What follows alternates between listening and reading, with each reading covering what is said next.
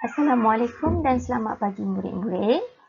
Kelas Bahasa Melayu kita pada hari ini masih lagi dalam tema yang sama, pupuk perpaduan, unit 14 Berkat Hidup Sepakat, dan tajuk kita hari ini Juara Persembahan Multimedia. Baiklah, SP kita pada hari ini ialah 2.3.1 iaitu membaca sesuatu bahan yang mengandungi pelbagai jenis ayat dan ragam ayat secara mekanis. Apa dia? Maksudnya hari ini, cikgu nak kamu membaca sesuatu bahan, tak kira teks ke apa sahaja, dan dalam bahan tersebut mempunyai pelbagai jenis ayat dan ragam ayat secara mekanis, iaitu dengan suara. Baiklah, sebelum kita membaca buku teks, kita kenali dulu jenis-jenis ayat. Dalam bahasa Melayu, sebenarnya yang paling utama ada 4 jenis ayat. Pertama, ayat penyata. Kedua, ayat perintah. Ketiga, ayat seruan. Dan yang keempat, ayat tanya. Untuk pengetahuan murid-murid, keempat-empat jenis ayat ini berbeza intonasinya semasa kita membaca. Bagaimana untuk membaca pelbagai jenis ayat ini? Mari kita pelajari. Cikgu akan ajar satu persatu membaca jenis ayat ini. Baiklah, ayat yang pertama ialah ayat penyata. Bagaimana nak baca ayat penyata? Okey, sebelum itu cikgu kenalkan dulu kamu ayat penyata. Ayat penyata ini ayat yang paling mudah. Di depannya ada huruf besar dan di akhirnya ada tanda noktah. Okey, tiada kata perintah dalam ayat tersebut. Itulah dia jenis ayat penyata. Bagaimana untuk membaca ayat penyata? Baiklah, lihat. Di situ cikgu sudah sediakan satu ayat, iaitu saya pergi ke sekolah menaiki bas. Okey, bagaimana untuk membaca ayat penyata ini? Intonasinya sangat mudah. Saya pergi ke sekolah menaiki bas. Cikgu ulang. Saya pergi ke sekolah menaiki bas. Mudah kan? Okey. Yang kedua, ayat perintah. Perbezaan antara ayat penyata dengan ayat perintah ialah ayat perintah mempunyai kata perintah seperti tolong, sila, jangan dan bermacam lagi. Bagaimana untuk membaca ayat perintah? Ada nada untuk perintah. Contohnya, tolong ambilkan buku saya di atas meja itu. Cikgu ulang. Tolong ambilkan saya buku di atas meja itu. Boleh kan? Maksudnya di situ ayat tersebut dengar ataupun intonasinya meminta kita membuat sesuatu. Okey. Yang ketiga, ayat seruan. Ayat seruan ini bila kita lihat susunan ayatnya sangat berbeza dengan ayat penyata dan ayat perintah. Mengapa? Yang pertama, ayat seruan mesti ada kata seru dan yang kedua, pada akhir ayat ada tanda seru. Okey, kalau kamu lihat ayat tersebut, wah cantiknya baju awak. Di situ susunan ayat itu ada koma dan juga ada tanda seru. Itu ialah contoh ayat seruan. Tetapi bagaimana pula untuk membaca ayat seruan? Yang pertama, kamu kena kenal kata serunya. Jika kata seru itu menunjukkan sesuatu yang kamu kagumi, ayat itu intonasinya ayat yang mengagumi. Kalau kamu lihat kata seru itu kata untuk memarahi, ayat tersebut intonasinya dalam keadaan marah. Kalau kata serunya dalam keadaan sedih, contohnya aduh ataupun sakit, aduhai ke apa, jadi intonasinya juga dalam keadaan sedih. Okay, contoh di sini, wah cantiknya baju awak. Okay, bagaimana untuk membaca ayat seruan? Wah, cantiknya baju awak. Cikgu ulang lagi sekali ya.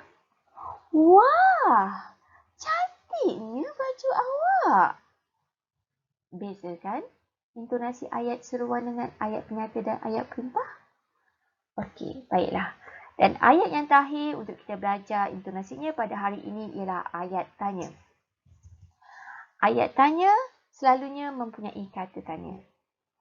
Terdapat juga ayat tanya yang tiada kata tanya. Tetapi ada satu tanda ayat tanya yang memang mana-mana ayat tanya yang kita tahu. Oh, itu ayat tanya. Apa dia? Iaitu tanda soal pada akhir ayat. Bila kamu nampak tanda soal pada akhir ayat, itu ialah ayat tanya. Baiklah. Bagaimana untuk membaca ayat tanya? Dengar ya. Siapakah nama awak? Cikgu ulang lagi sekali ya. Siapakah nama awak? Murid-murid boleh lihat, intonasi ayat tanya berbeza dengan ayat penyata, ayat perintah maupun ayat seruan. Kerana pada akhir ayat, intonasi kamu dinaikkan. Siapakah nama awak? Awak? Itu menunjukkan ayat tanya. Sekiranya tiada intonasi dan ayat itu tiada kata tanya, mungkin pendengar ataupun orang yang berinteraksi dengan kamu tidak faham itu adalah ayat pertanyaan kepada mereka. Jadi, apabila menggunakan bahasa, tidak kiralah bahasa Melayu, bahasa Inggeris, bahasa Cina atau bahasa apa sekalipun, pastikan intonasi yang kamu gunakan adalah betul. Baiklah. Mari kita sama-sama buka buku teks halaman 80. Okay, di sini akan menguji kamu untuk membaca teks bagaimana menggunakan intonasi yang betul semasa membaca. Okay. Baiklah, hari ini murid-murid boleh mengikut cikgu membaca untuk mendapatkan cara bacaan yang betul. Mari sama-sama kita baca. Juara persembahan multimedia. Waktu rehat masih berbaki 15 minit. Peishan, Darshini dan Masha kelihatan sedang rancak berbual di kantin. Perbualan mereka berkisar tentang projek multimedia yang bertajuk Perpaduan Teras Kejayaan. Projek itu diusahakan oleh mereka bertiga. Tidak lama lagi, projek itu akan dipersembahkan dalam pertandingan persembahan multimedia di sekolah mereka. Peishan. Persembahan multimedia kita hampir siap. Setakat ini, saya amat berpuas hati. Klip video tentang perpaduan kaum yang kita paparkan sangat menarik dan berkesan. Darshini. Baguslah. Namun, saya fikir persembahan itu akan lebih menarik jika kita menggunakan alunan muzik tradisional sebagai muzik latar. Bagaimanakah pendapat kamu? Masha, saya setuju. Darshini, saya cadangkan kita menggunakan alat muzik berbagai kaum seperti seruling, sitar, erhu dan sompotan. Peishan. Wah, bagus idea itu. Saya setuju. 2 minggu kemudian, saat yang ditunggu-tunggu pun tiba. Keputusan pertandingan persembahan multimedia bakal diumumkan. Peishan dan rakan-rakannya berasa gemetar. Jantung mereka berdegup kencang.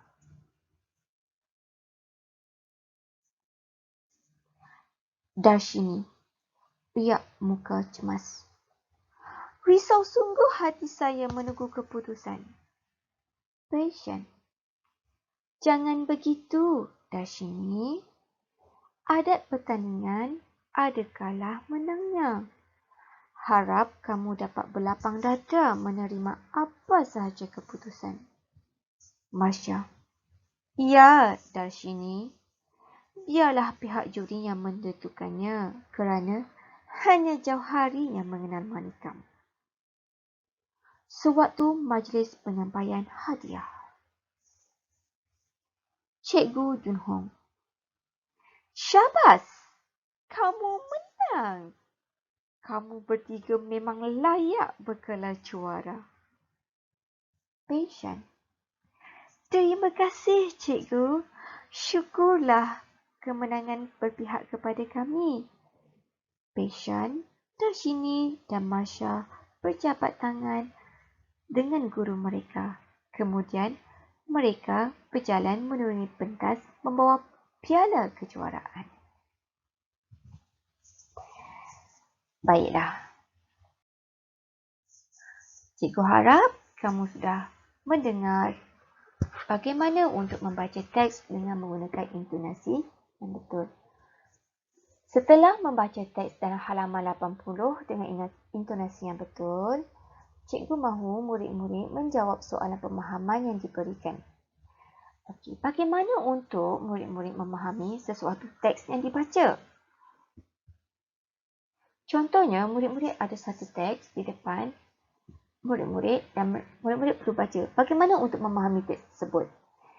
Di sini cikgu selalu ingatkan, untuk memahami sesuatu teks yang panjang, kamu perlu membaca sekurang-kurangnya 2 kali. Jika ada masa lebih, 3 kali pun tak apa. Okey, semasa kamu membaca teks tersebut, kamu baca sambil fahami dan cuba cari isi penting dalam teks itu. Apa yang teks itu cuba sampaikan kepada kamu. Okey. Dan sekiranya terdapat perkataan-perkataan ataupun makna ayat yang kamu tidak faham dalam teks yang kamu baca, di sinilah kamu boleh rujuk kamus. Rujuk kamus. Ataupun kamu boleh bertanya kepada guru. Sekiranya ada ibu bapa di rumah ataupun kakak, abang, boleh tanya kepada mereka. Pastikan kamu memahami keseluruhan teks tersebut. Baiklah, selepas ini, satu lagi ujian yang cikgu akan beri pada kamu ialah bagaimana untuk memahami teks. Jadi, cikgu akan menyediakan beberapa soalan untuk cikgu uji sama ada kamu faham ataupun tidak teks yang kamu telah baca. Baiklah. Soalan pemahaman yang cikgu sediakan ialah, soalan yang pertama. Apakah pertandingan yang disertai oleh Peishan, Darshini dan Marsha? Kamu boleh cari dalam teks tersebut apa pertandingan yang mereka sertai. Yang kedua, nyatakan 4 alunan alat muzik yang mereka gunakan dalam persembahan mereka. Jika kamu fahami teks tersebut, mereka telah menggunakan 4 alunan alat muzik. Jadi, cikgu nak kamu nyatakan. Yang ketiga, apakah maksud hanya Jauhari mengenal Manikam? Jadi, dalam teks tersebut ada satu ayat iaitu hanya Jauhari mengenal Manikam. Apakah maksud ayat tersebut? Sebenarnya, hanya Jauhari mengenal Manikam ini adalah satu peribahasa. Okey, yang keempat.